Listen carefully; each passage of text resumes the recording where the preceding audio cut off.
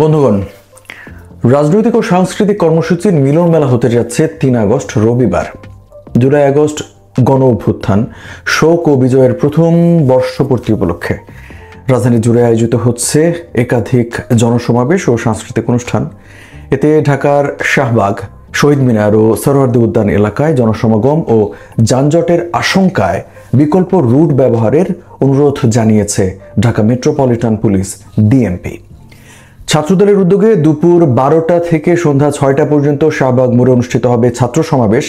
একই দিন বিকেল 3টা থেকে সন্ধ্যা 6টা পর্যন্ত ঢাকা কেন্দ্রীয় শহীদ মিনারে এনসিপির জুলাই ঘোষণাপত্র ও সনদের দাবিতে জনসমাবেশের আয়োজন রয়েছে।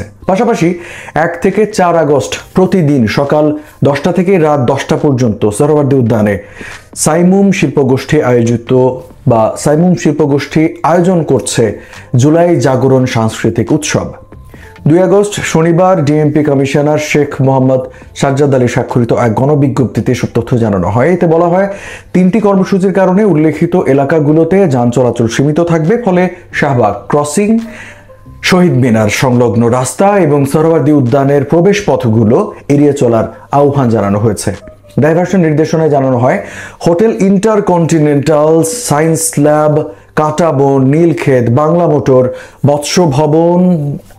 মৎস্য ভবন, কদম ফোয়ারা ও কাকরাইল এলাকা দিয়ে আগত যানবাহনগুলোকে বিকল্প রুটে চলাচল করতে হবে। Hare road, Mintu road, Palashi, Moghbazar road ও গুলিস্তান রুট ব্যবহার করতে ডিএমপি অনুরোধ জানিয়েছে। বিশেষ বিবেচনায় একই দিনে অনুষ্ঠিতব্য এইচএসসি বা সমমানের পরীক্ষা এবং বিশেষ পরীক্ষার্থীদের যথেষ্ট সময় হাতে নিয়ে পরীক্ষা কেন্দ্রে পৌঁছানোর পরামর্শ দিয়েছে পুলিশ প্রশাসন। রাজধানীতে চলমান রাজনৈতিক ও সাংস্কৃতিক গতিশীলতা গণতন্ত্র ও সাংস্কৃতিক চেতনার বহিঃপ্রকাশ হলেও নগর জীবনে সৃষ্টি করতে পারে সাময়িক অসুবিধা।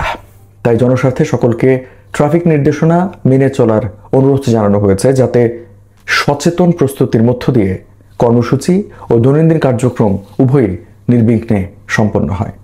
ভিডিওটি যদি ভালো লাগে তাহলে চ্যানেলটি সাবস্ক্রাইব করে দিন, ফেসবুকে দেখলে পেজটি ফলো করে দিন। ভালো থাকবেন সবাই।